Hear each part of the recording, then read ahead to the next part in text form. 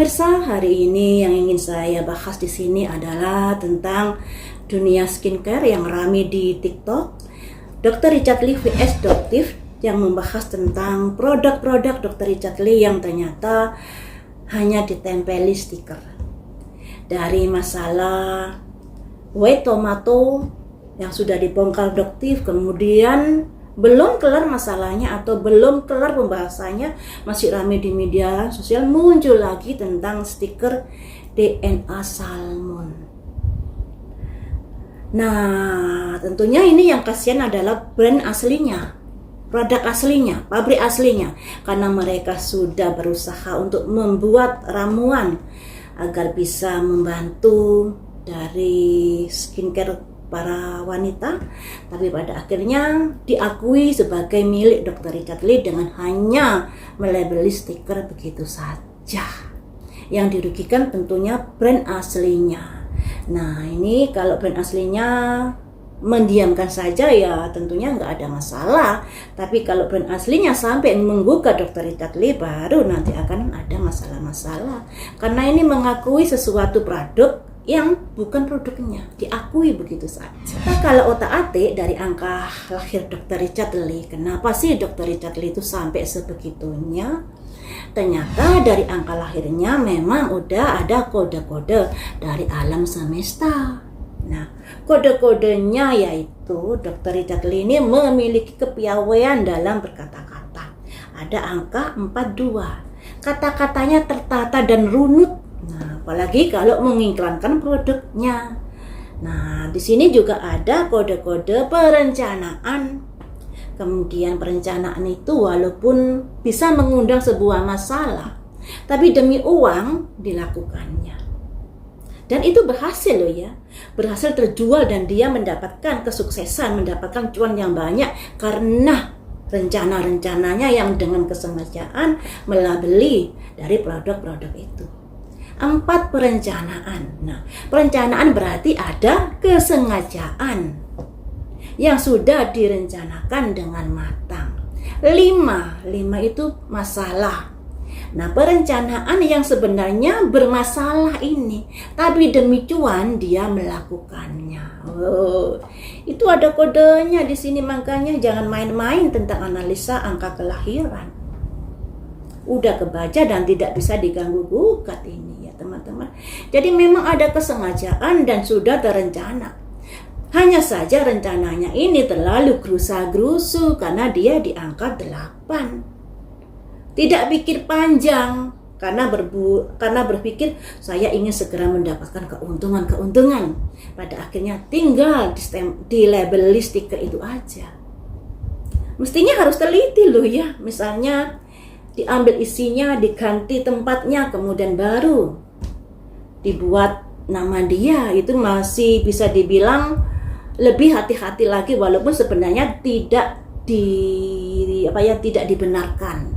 Karena kasihan loh ya, dari brand aslinya yang sudah membuat ramuan, jadi payah membuat ramuan itu tentu butuh biaya, sehingga mendapatkan formula, tapi kemudian diakui begitu saja.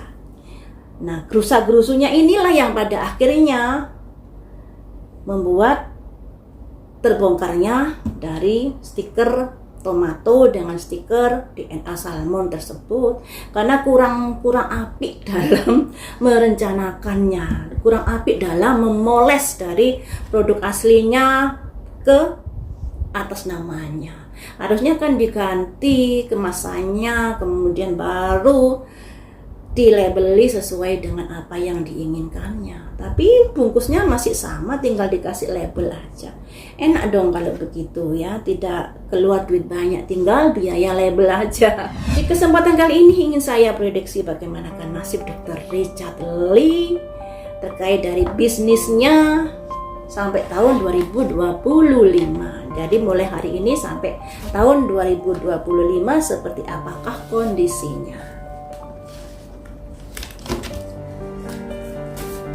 Semua yang namanya perbuatan pasti ada hukum tebar tuai. Tapi hukum tebar tuai itu turun kapan, itu adalah kewenangan dari Tuhan. Hanya saja jangan berbangga kalau misalnya sudah melakukan hal demikian tapi masih lancar, Jangan berarti kamu merasa tidak mendapatkan karmanya nanti.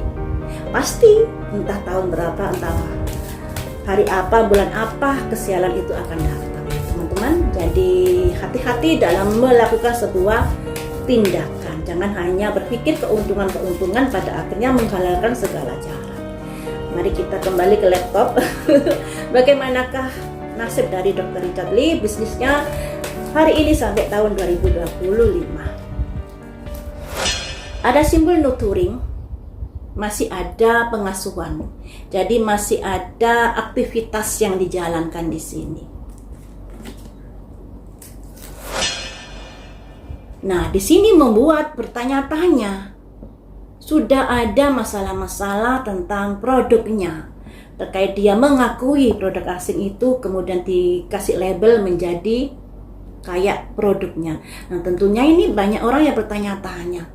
Kenapa kok bisa begitu? Sudah ada hal-hal demikian, kenapa dia masih ada kegiatan di skincare-nya ini? Jadi masih ada kayak jual beli atau mempromosikan skincare-nya ini.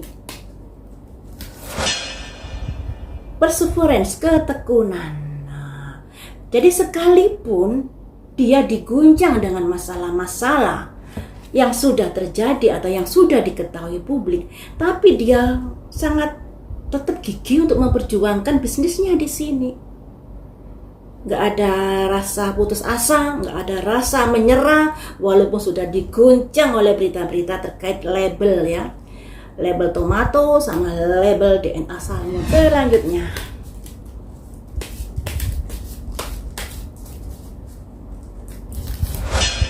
fight. Ada keyakinan dia. Jadi benar-benar dia nggak mau putus asa terhadap terpaan-terpaan yang sudah ditujukan kepadanya. Ya, di sini ada simbol fight, sebuah keyakinan, semangatnya membara. Karena apa? Yaitu tadi, karena tetap ingin mendapatkan sebuah materi, sebuah keuntungan dari penjualan skincare-nya.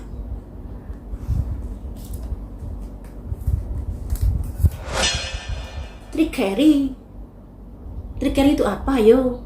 Trickery itu artinya tipu daya. Walaupun sudah melakukan tipu daya. Dari keenam kartu ini, ya, keenam kartu ini bisa dibilang walaupun diterpah dengan pemberitaan atau sudah diketahui tipu dayanya, dia masih saja berusaha keras, berusaha tekun untuk mempromosikan produk-produknya. Jadi nggak kenal putus asa, nggak kenal gimana gitu atau malu gitu, enggak di sini. Tetap bersikeras untuk mempromosikan produknya karena apa? Karena ada abundance untuk mendapatkan keuntungan, untuk mendapatkan materi yang didapat dari produk-produk yang sudah dijualnya ini. Jadi tetap semangat, dia tidak kenal putus asa, ya. Atau apakah bisnisnya nanti bisa meningkat atau malah terpuruk di tahun 2025. Ada silver, kedudukan, harga diri. Passion, semangat, tetap semangat. Prayer, doa. Destiny, nasib meraih di sini. Walaupun dia penuh semangat untuk bisa bangkit mengibarkan benderanya lagi. Tapi di sini ada nasib ini, nasib baik dan nasib buruk. Semuanya itu kembali lagi kepada apa yang dia lakukan, apa yang dia tebarkan, benih seperti apa yang dia tebarkan, tanaman seperti apa yang dia tumbuhkan, kayak gitu. Kalau benih yang ditebarkan baik, ya tentunya akan baik. Kalau benih yang ditebarkan seperti tipu daya ini, tentunya hasilnya nanti juga kurang baik di tahun 2025. Walaupun segigih apapun kamu melakukannya. Wisdom.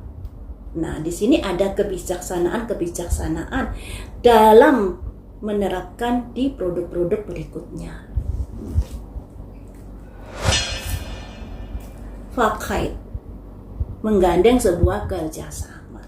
Jadi bisa dibilang Di tahun 2025, walaupun Dr. Richard Lee sudah berusaha untuk semangat membangkitkan nama produknya, dan dia tak kenal putus asa demi bisa meraup sebuah materi. Karena di sini kan bisa dibilang Dr. Richard Lee mata pencariannya yang tertinggi adalah dari skincare ya. Kalau skincare-nya nggak jalan ya tentunya pendapatan yang dia peroleh bisa berkurang. Dan apa yang terjadi terkait dari label-label itu pada akhirnya ada nasib yang membuat dia kurang beruntung di dalam produknya di tahun 2025. Ada kejatuhan di sini. Nah, tapi Dr. Richard Lee ini orangnya semangatnya luar biasa, tak kenal menyerah. Makanya di sini sekalipun dia menyadari ada penurunan dari pembelian produknya ini, ada kebijaksanaan yang akan dilakukan di sini untuk meningkatkan kembali hasil dari skincare-nya ini dengan menggandeng orang-orang yang memiliki nama besar tentunya. Jadi teman-teman, memang sih kalau dari angka lahirnya Dr. Richard Lee ada kode-kode melakukan sebuah kayak itu tadi, melabeli skincare demi apa? Demi meraup cuan tanpa harus susah payah. Ada kode-kode di angka lahirnya seperti itu. Juga orangnya gerusa-gerusu dalam mengambil sebuah keputusan sehingga kurang hati-hati. Harusnya kan kemasannya juga diganti biar nggak ketahuan ya. Tapi dilalah karena dia ingin meraup sebuah keuntungan tanpa harus mengeluarkan duit untuk biaya operasional yang begitu banyak. Akhirnya lah ketahuan juga karena ada label tomato dan label dari DNA salmon tersebut. Terlalu bisa dibilang serakah gitu ya, menggalakkan segala cara untuk bisa meraup sebuah keuntungan.